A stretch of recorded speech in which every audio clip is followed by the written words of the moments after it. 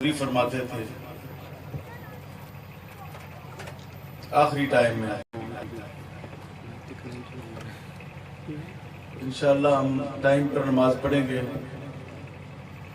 حضرت کا تفصیلی کتاب ہوگا، آپ تو پڑھ چکے ہیں.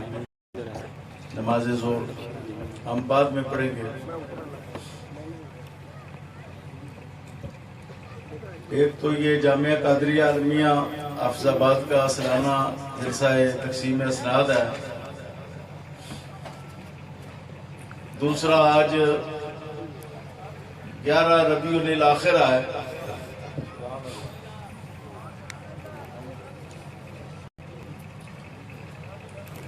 علماء لغت عرب کہتے ہیں کہ جب معدود دو ہی ہوں، تیسرا نہ ہو تو پھر اول اور آخر ہوتا ہے. جب دو سے زیادہ ہوں تو پھر اول اور ثانی ہوتا ہے. تو چونکہ یہ دو ہی نبی ہیں، تیسرا کوئی نہیں، لہذا یہ ربیع الاول اور ربیع الاخر ہی بنتا ہے. اسی طرح علامہ اسماعیل حقی رحمۃ اللہ تعالی علیہ نے روح البیان میں تشریف فرمائی ہے. آج حضرت غوث العظم شیخ عبد القادر جیلانی رحمۃ اللہ تعالی علیہ کا یوم وصال ہے اور عرس ہے اور بڑی 11ویں شریف کا دن ہے. اور جیسا کہ میں نے پہلے بتایا کہ یہ حضرت غوث اعظم کے ڈیروں میں سے ایک ڈیرہ ہے. یہ جگہ کہ حضرت قبلہ والد گرامی کے خلفاء میں سے ہیں، بلکہ خلیفہ اعظم ہیں. ان کی خواہش تھی کہ حضرت غوث اعظم شیخ عبد القادر جیلانی کی ان کو زیارت ہو، تو قبلہ والد ماجد ان کو ایک بزرگ کے مزار پر لے گئے. وہاں پر کشف قبور کیا، مراقبہ کیا. مراقبے کے دوران ہی حضرت کے سامنے حضور غوث پاک کا ہاتھ ظاہر ہوا اور آپ نے مصافحہ کیا غوث پاک سے اور بوسی کی حاجی محمد عارف صاحب نے. سبحان اللہ سبحان اللہ. صاحب اکرامت بزرگ ہیں، حضوری ہیں، ان کو کثرت سے زیارتیں ہوتی ہیں. آپ صلی اللہ علیہ وسلم کی اور صحابہ کبار کی، بزرگان دین کی. یہ جامعہ قادریہ عالمیہ جو ہے، اس میں جیسے بتا رہے تھے 40 حافظ فارغ ہو چکے ہیں. یہ 5 سال کے عرصہ میں 5 سال ہی ہوئے ہیں. ابھی اس سال 13 حافظ فارغ ہوئے ہیں. اب درس نظامی کا سلسلہ بھی شروع ہو گیا. ان کے بیٹے صاحبزادہ احمد صاحب جو ہے وہ میرے شاگرد ہیں، پورا درس نظامی پڑھا سکتے ہیں اول سے لے کر آخر تک. دورہ حدیث بھی ادھر ہی پڑھا ہے. انہوں نے اب درس نظامی کی کلاسیں بھی شروع کر دی ہیں.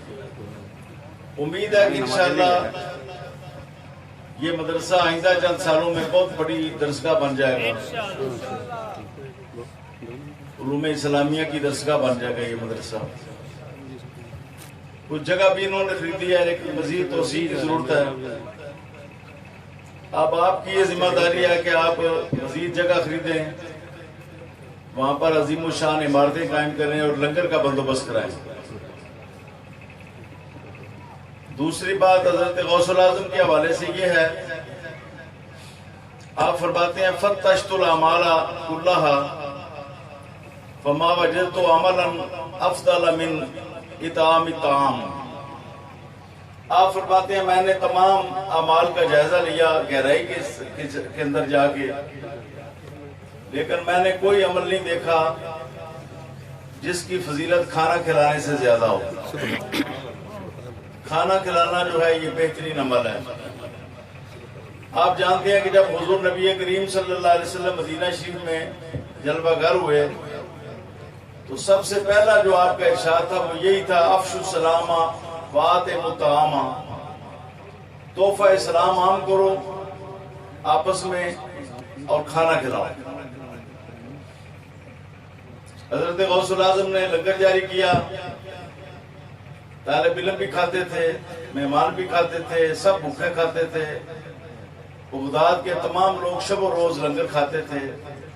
لنگر آپ کا جاری رہتا تھا. جو کام بادشاہ نہ کر سکے وہ حضرت غوث الاعظم نے کیا، وہ صوفیہ اسلام نے کیا، وہ بزرگان دین نے کیا.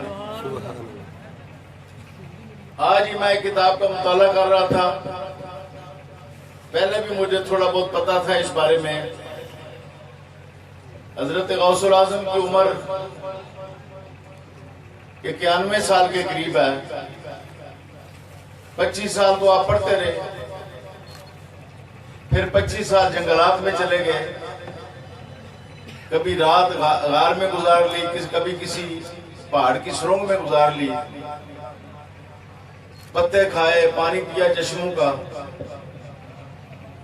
اور اعلیٰ ریاستیں کی، مجاہدات کیے.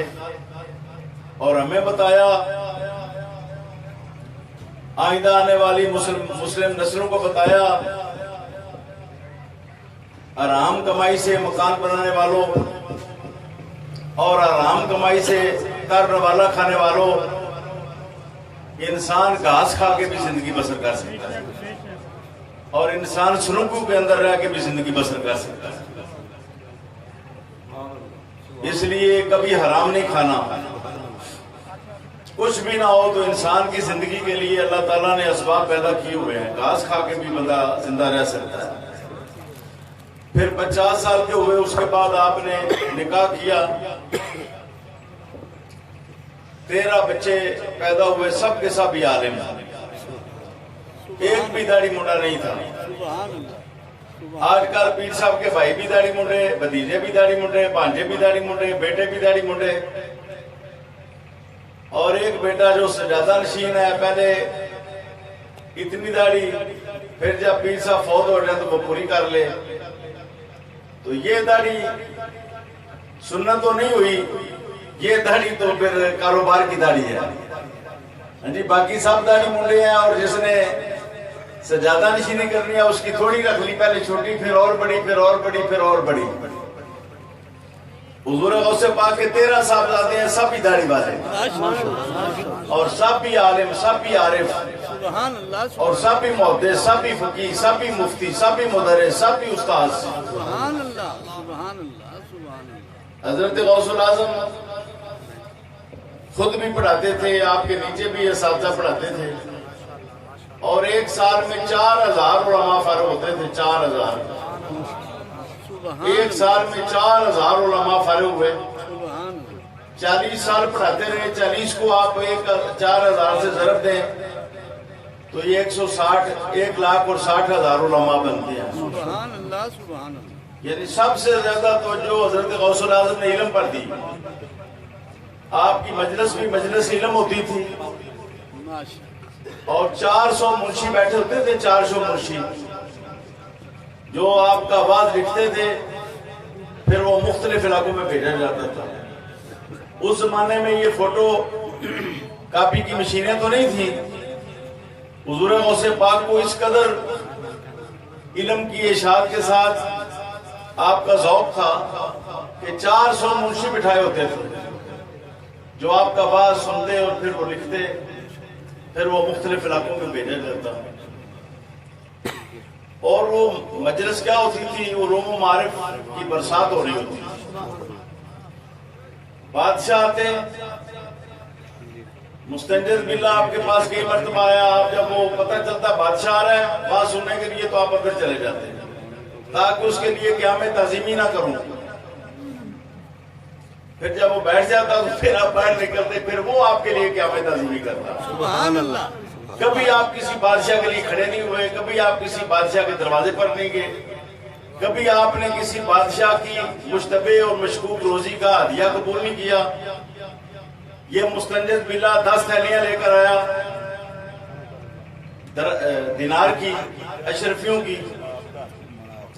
حضرت غوث الاعظم شیخ عبد القادر جیلانی انکار کیا. اس نے کہا یہ آپ لنگر کے لیے لے لیں. یہی ہوتا ہے، یہ حکام کہتے ہیں جی مسجد کے لیے لے لو، مدرسے کے لیے لے لو، یہ لنگر کے لیے لے لو. جب انہوں نے حرام کھلانا ہوتا ہے پیروں فقیروں کو، پھر یہی کہتے ہیں یہ مسجد کے لیے لے لو، یہ مدرسے کے لیے لے لو. جی جی جی.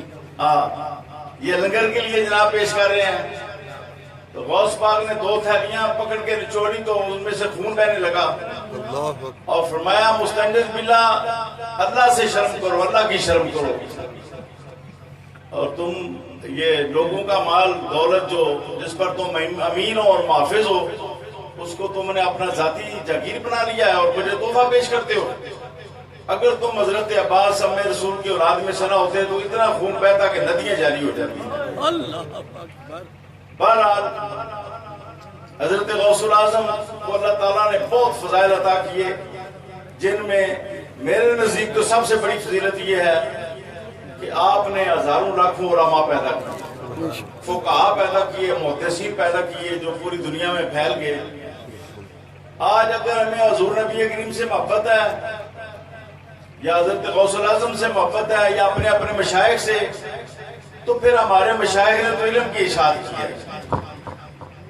ایک حدیث میں آخر میں سناتا ہوں آپ کو، لوگ کہتے ہیں کہ اللہ کو داتا کہنا چاہیے، کسی پیر فقیر کو ولی کو داتا نہیں کہنا چاہیے، یہ بڑی بے وقوفی ہے۔ اللہ تعالیٰ کی جو صفات ہوتی ہیں وہ حقیقی ہوتی ہیں، وہ صفات کمال ہیں، وہ مستقل ہوتی ہیں، وہ غیر مخلوق ہوتی ہیں، وہ حقیقی ہوتی ہیں، اور بندوں کی جو ہے صفات وہ غیر مستقل ہوتی ہیں اور وہ عطائی ہوتی ہیں۔ تو جب فرق کر لیا جائے تو یہی علی کا لفظ اللہ نے اپنے لیے استعمال کیا، وہ اول علی العظیم، وہ علی ہے، یہی علی حضور نبی کریم نے شیر خدا کا نام رکھا، اور دادا صاحب کا نام بھی علی ہے۔ تو فرق تو معنی میں کرنا ہے، اللہ بھی علی ہے، شیر خدا بھی علی ہے۔ فرق یہ ہے کہ اللہ وہ علی ہے، وہ اونچا ہے جس کو اونچا کسی نے بنایا نہیں، اور حضرت علی المرتضیٰ کو اللہ نے اونچا بنایا ہے۔ آپ اللہ کے عطا سے علی ہیں۔ سبحان اللہ، سبحان اللہ۔ داتا میں بھی یہی ہے۔ داتا کا معنی جو میں نے لغات میں پڑھا، دینے والا، سخی، فیاض، درویش، ان معنوں میں داتا کا لفظ آتا ہے، یہ لغات کی کتابوں میں لکھا ہوا ہے۔ تو حضور نے تو اپنی امت کے ہر عالم کو داتا قرار دے دیا۔ آپ فرماتے ہیں اتدرون من اجود جودا، تمہیں معلوم ہے کہ سب سے بڑا داتا کون ہے، سب سے بڑا سخی کون ہے، تمہیں پتہ ہے؟ سبحان اللہ، سبحان اللہ۔ سخی کو بلکہ جواد کہتے ہیں، اور جب مبالغہ پیدا ہوتا ہے تو پھر مجود بن جاتا ہے، بہت بڑا سخی۔ سبحان اللہ۔ تمہیں معلوم ہے کہ بہت بڑا سخی کون ہے؟ صحابہ کو پتا تو تھا اللہ ہی ہے، لیکن ادبن کہا اللہ و رسول عالم، اللہ اور اس کا رسول بہتر جانتے ہیں۔ سبحان اللہ۔ تو فرمایا اللہ تعالی سب سے بڑا سخی ہے، اللہ ہو اجود وجودن، اللہ اس سخاوت میں سب سے بڑا ہے۔ پھر خود ہی فرمایا اللہ کے بعد میں ہوں سب سے بڑا، اللہ کے بعد میں سب سے بڑا سخی ہوں۔ سبحان اللہ۔ اور پھر فرمایا میرے بعد وہ شخص سب سے بڑا سخی ہے جو علم پڑھے اور علم کی اشاعت کرے۔ سبحان اللہ۔ تو حضور نبی کریم نے علماء کو داتا قرار دیا ہے۔ تو یہ کارخانے ہیں مدارس، جیسے پنکھوں کا کارخانہ ہوتا ہے، برتنوں کا کارخانہ ہوتا ہے، کپڑے کا، یہ درسگاہیں علماء کے کارخانے ہیں۔ اس میں حضور نبی کریم کے نائبین پیدا ہوتی ہیں اور وارثین پیدا ہوتی ہیں۔ اس لیے مسلمانوں اگر دین کو مضبوط کرنا چاہتے ہو تو درسوں پر پیسہ خرچ کرو، خدا کے لیے نوافل پر پیسہ کم خرچ کرو، فرائض پر پیسہ خرچ کرو۔ اہم الفرائض علم دین ہے، تمام فرائض میں سے اہم ترین فرض علم دین ہے، علم نافع ہے، علم قرآن ہے، علم حدیث ہے، اس پر پیسہ خرچ کرو۔ اور جامعہ قادریہ عالمیہ جب ہم آئندہ سال آئیں، حضرت تشریف لائیں، میں بھی حاضر ہوں، تو یہاں پر بہت بڑے کتے بھی خرید لیے جائیں زمینوں کے، اور عمارتیں بھی قائم ہیں۔ یہ میری گزارش ہے آپ سے، حافظ آباد کے مسلمانوں سے۔ آخری بات سنو، اب آپ کا خطاب شروع ہوتا ہے۔ جو 8 شہداء ہوئے، سنو، جو 8 شہداء ہوئے ختم نبوت دھرنا میں، جو 8 شہداء ہوئے، الحمدللہ حضرت قبلہ شیخ الحدیث نے وہاں پر پہنچ کے ان کے گھروں میں ان کے ساتھ بھی پہنچے، میں بھی بعض مقامات پر پہنچا۔ ہر شہید کے والدین کو 5 لاکھ روپے دیے، ہر شہید کے والدین کو 5 لاکھ روپے، ہر شہید کے والدین کو 8 شہیدوں میں۔ اچھا سنو، پھر جو زخمی ہوئے ان کی بھی خدمت اسپتالوں میں جا کے کی گئی، ایک کی 5 لاکھ بھی کی گئی جس کی ٹانگ کاٹی گئی ہے، اور کئیوں کی 2-2 لاکھ، 1-1 لاکھ 50-50 ہزار جتنے نذرانے ان کو وصول ہوئے بیرون ممالک سے، اندرون ملک سے دھرنے کے دوران سارے شہداء کے والدین کو دے دیں۔ یہ ان کی امانت داری ہے، یہ ان کا تقویٰ ہے، یہ ان کا ورع ہے، یہ ان کی پرہیزگاری ہے، ورنہ نہ بھی خرچ کرتے۔ لوگوں نے ان کی ذاتی خدمت کی، ان کے اسے اعتقاد کی وجہ سے نہ بھی خرچ کرتے، تو یہ ان کا اعلیٰ تقویٰ ہمارے امیر محترم کا ہے کہ انہوں نے سارا پیسہ دے دیا۔ سبحان اللہ۔ کچھ پیسہ پھر ضمانتوں پر دے دیا، جو گرفتار ہوئے جن کا کوئی ضمانت کرانے والا نہیں تھا، ضمانتوں پر بھی پیسہ دے دی، وہ بھی 25 لاکھ سے زیادہ ہے۔ تو حضرت نے بے پناہ پیسہ خرچ کیا ہے۔ یہ پہلا امیر ہے کسی جماعت کا جس نے اپنے کارکنوں پر اتنا پیسہ خرچ کیا، یہ پہلی جماعت ہے، یہ پہلا امیر ہے۔ اچھا میں تو خادم ہوں۔ اچھا آگے پھر اب شہیدوں کا ختم چیلم کرنا ہے کہ نہیں کرنا؟ کافلہ در کافلہ جانا ہے کہ نہیں جانا؟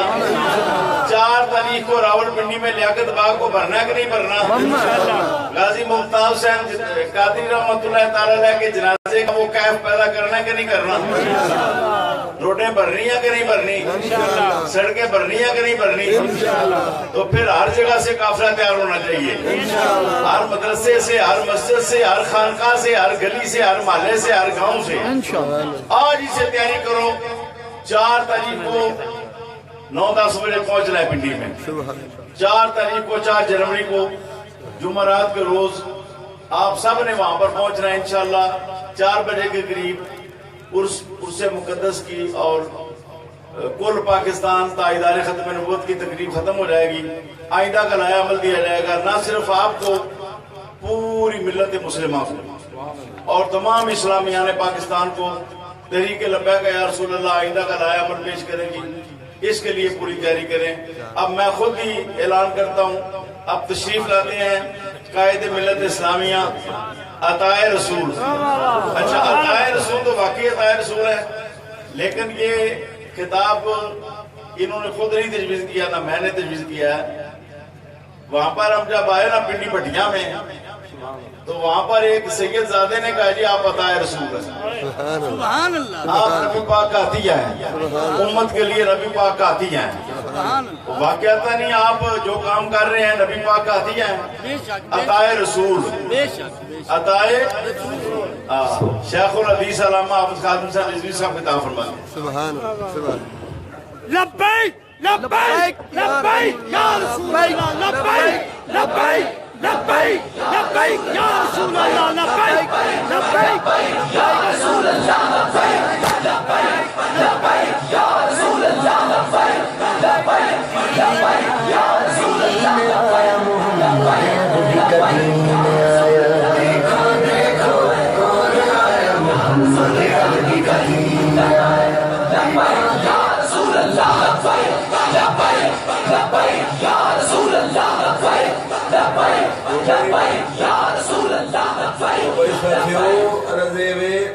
ٹائم دی قلت ہے، وہ میں نا جڑا اگے گل کیتی ہے نا، وہ میرا ادھر آواز نکلی، ایک بار پھر تمہیں سنا دیا، ایمان تازہ کرتے ہیں تھوڑا سنا رہا سا۔ سن 65